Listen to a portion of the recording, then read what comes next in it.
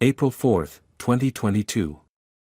The pre-dawn air hung heavy with mist as Darlene Miller rounded the corner on her morning jog. Her breath formed small clouds as she maintained her steady pace, the streetlights casting long shadows across the empty sidewalk. Newark was quiet at 5:52 a.m., too quiet for a Monday. That's when she saw it. A dark shape sprawled across the blue-striped awning of Silverpoint Towers. At first, she thought it was debris, maybe a tarp torn loose by the night's gusty winds. Then she saw the arm dangling over the edge. Her scream pierced the silence. Detective Marcus Holt arrived at the scene 20 minutes later, his sedan pulling alongside two squad cars with lights still flashing. A small crowd had gathered despite the early hour. Uniformed officers had already cordoned off the area with yellow tape that fluttered in the morning breeze. "What do we have?" Holt asked, flashing his badge to the officer manning the perimeter. "Male, early 40s. Looks like he went off the roof," the officer replied, lifting the tape for Holt to duck under. Building manager identified him as Lamar Briggs. Lives, lived, in 14C. Holt approached the body, now covered with a sheet on the ground where paramedics had moved it after confirming death. The medical examiner, Dr. Carla Winters, knelt beside it, making notes on a small pad. "Morning, Carla," Holt said, crouching next to her. "Anything stand out?" She pushed her glasses up her nose with the back of her wrist. "Time of death roughly between 3 o'clock and 4 a.m. Trauma consistent with a fall from height. But..." She pulled back the sheet slightly, revealing a discolored and unnaturally angled wrist. "This isn't from the impact. This is a defensive injury, happened before the fall." Holt frowned. "So he was in a struggle?" "Can't rule it out," she replied. "Could have happened during a fight, or he might have grabbed something on the way down. I'll know more after the autopsy." The building manager, a nervous man named Wesley Parker, hovered nearby. "This is terrible for the building's reputation," he muttered repeatedly, dabbing sweat from his forehead with a handkerchief. "Terrible." "Mr. Parker," Holt said, standing to face him. "I need access to Mr. Briggs's apartment and the roof." Of course," Parker fumbled with a ring of keys. "Though I should tell you, suicide is extremely uncommon here at Silverpoint. Our residents are very happy with the—" "Let's not jump to conclusions about suicide just yet," Holt interrupted. "The roof access. It's normally locked," Parker stammered. "Residents aren't supposed to be up there at all." "Then how did Briggs get access?" "I don't know. Maybe he forced the door. We've been having issues with the security system during our elevator renovations." Holt made a note of this. "Show me his apartment first." Apartment 14C was pristine, almost eerily so. Nothing seemed out of place in the modern one-bedroom unit with its view of the Newark skyline. A half-empty coffee mug sat on a coaster next to a recliner. The bed was made with military precision. No suicide note. No signs of a struggle. "Did Mr. Briggs live alone?" Holt asked. "Yes," Parker replied. "Never married. Quiet tenant, always paid on time." Holt walked through the kitchen, opening cabinets, then the refrigerator. He paused at the freezer. "Was anything removed from here after Mr. Briggs was found?" Parker shook his head. "Not that I know of.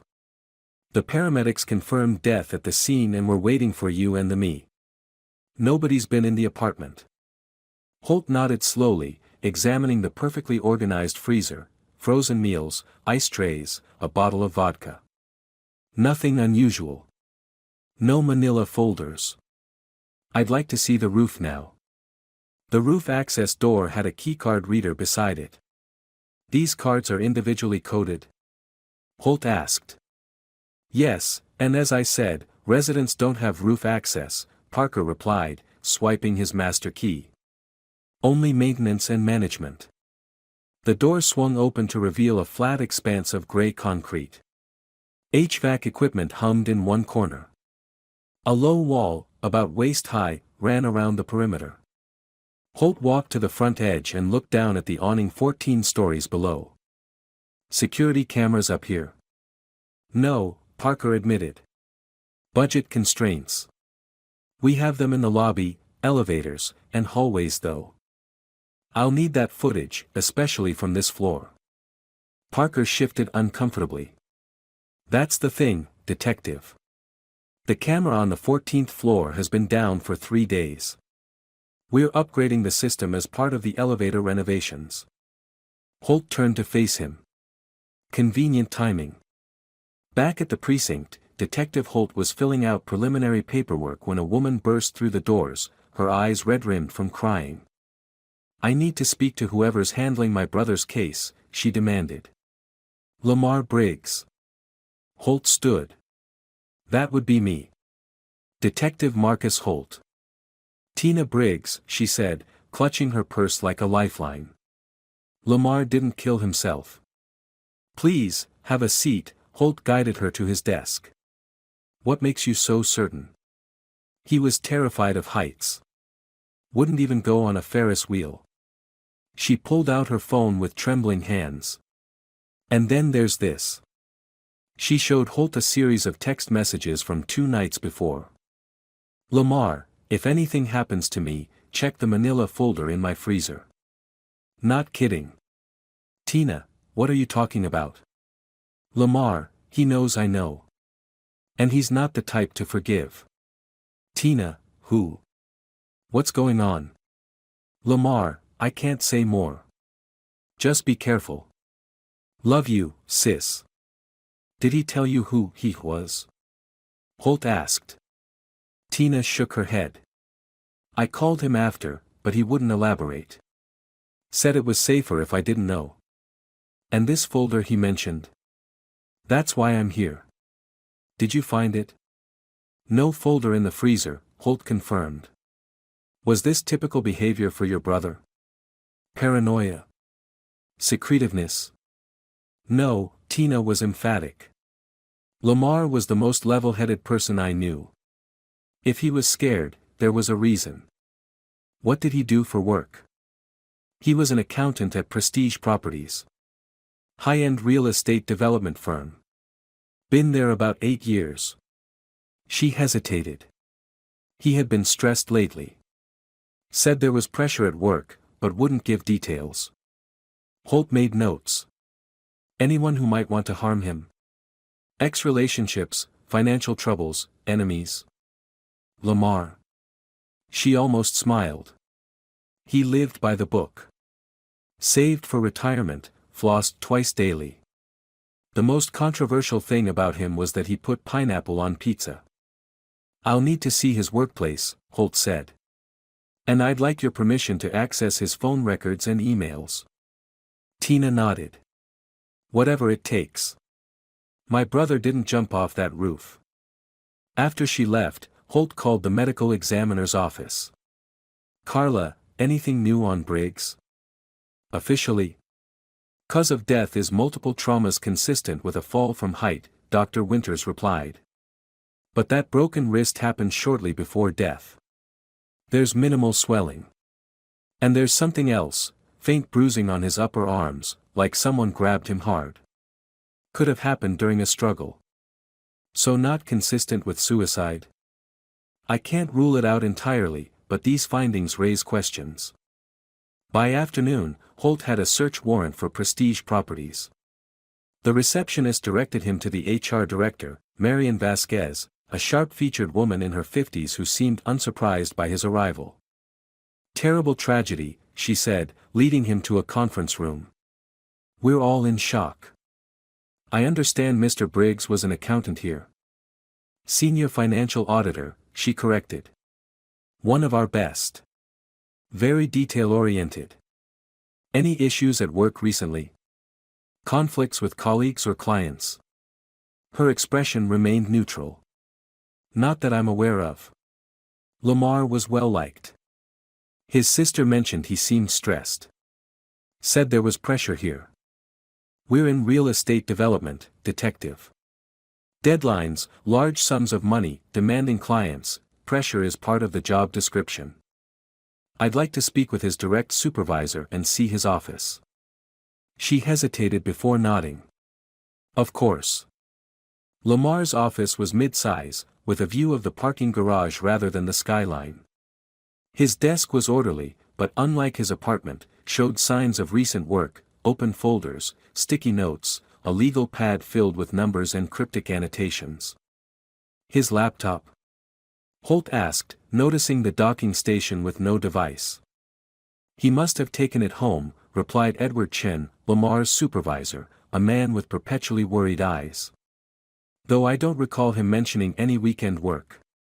Holt examined the legal pad. What was he working on recently? Chen hesitated. Various audits. Nothing unusual.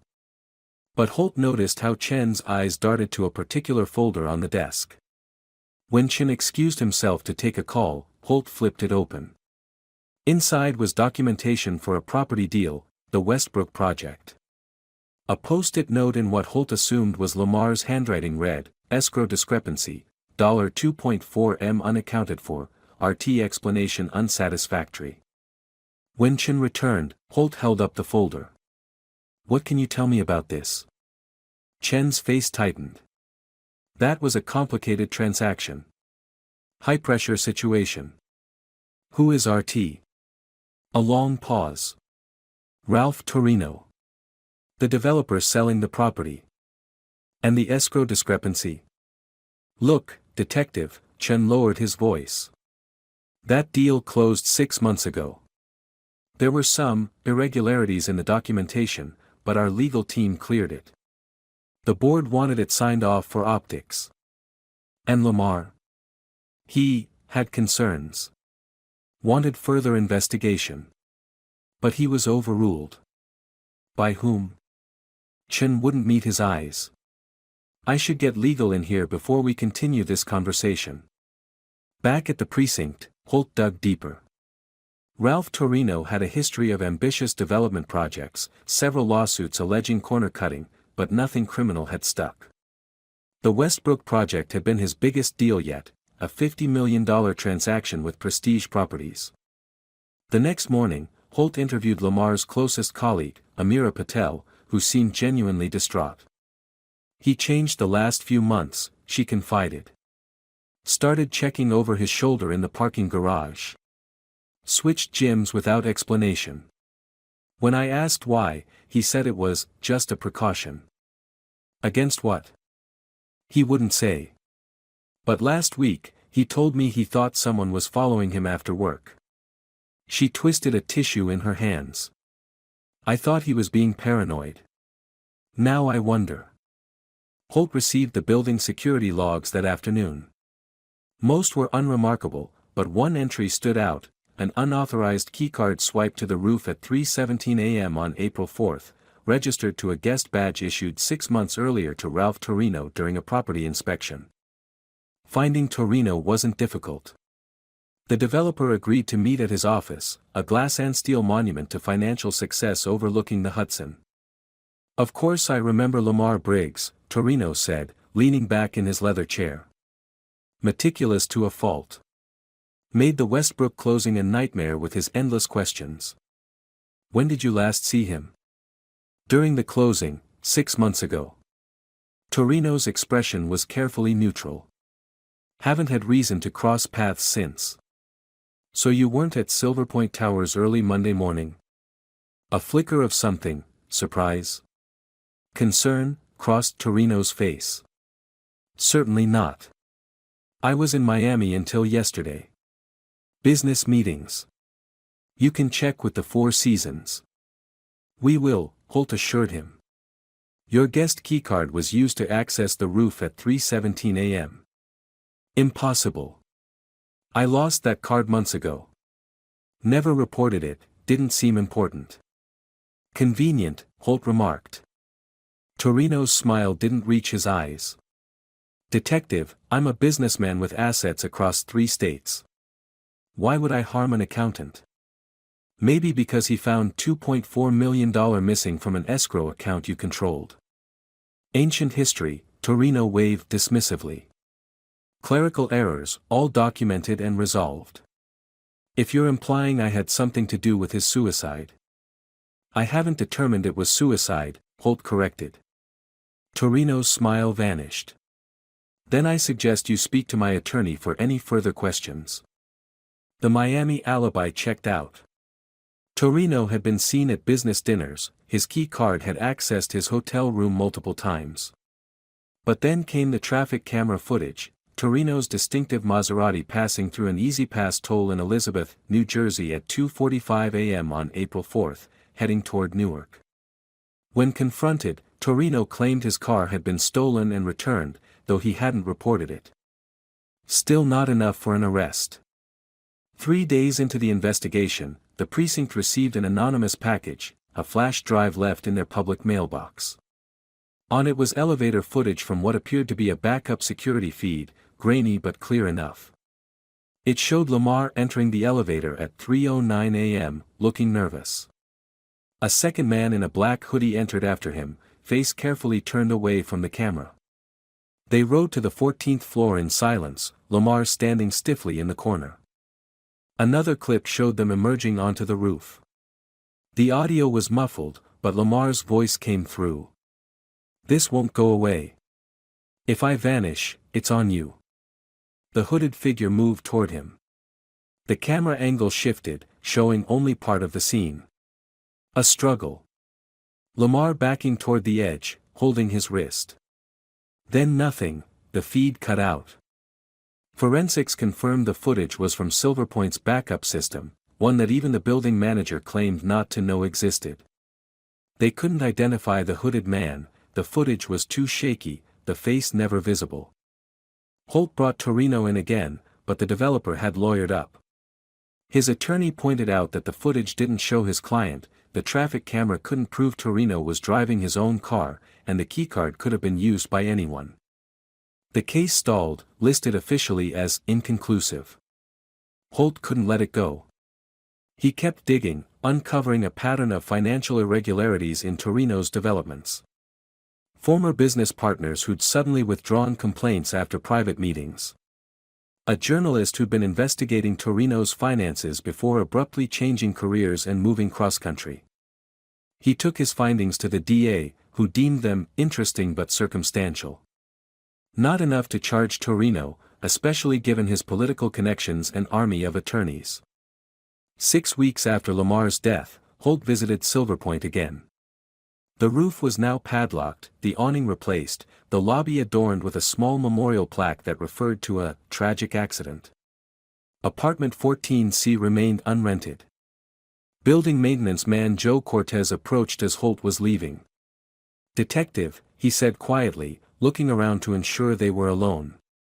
"There's something you should know. On windy nights, the stairwell door to the roof rattles, even when bolted from inside. And last night, it was exactly 1 month since it happened, I found this." He handed Holt a manila folder, sealed but empty. "Found it on the 14th floor landing. Not the first time either. Same thing happened last month, right after." He trailed off, clearly uncomfortable. "You're saying someone's leaving these folders? Have you checked the security cameras?" Cortez shook his head. "Camera shows nothing. Folder just appears." Holt took the empty folder, turning it over in his hands. Inside, written in small letters along the seam where no one would notice unless they were looking, "RT knows. I know. The money wasn't the real secret. The case remains open." Every month, like clockwork, an empty manila folder appears on the 14th floor landing of Silverpoint Towers. Maintenance staff whisper about the rattling door, even when there's no wind. Lamar's sister continues to push for justice, convinced that whatever her brother discovered cost him his life. And Detective Holt keeps a cork board in his home office, red strings connecting photos, documents, and notes, all pointing to Ralph Torino and the question that keeps him awake at night: what was the real secret worth killing for? Every April, he visits the roof of Silverpoint Towers, now accessible only through a maintenance key he's not supposed to have. He stands where Lamar stood, looking down at the replaced awning, wondering what Lamar saw in those final moments. The truth, like Lamar himself, seems to have vanished into thin air. But Holt knows better than most, nothing truly disappears. And secrets, like the contents of that missing manila folder, have a way of eventually coming to light.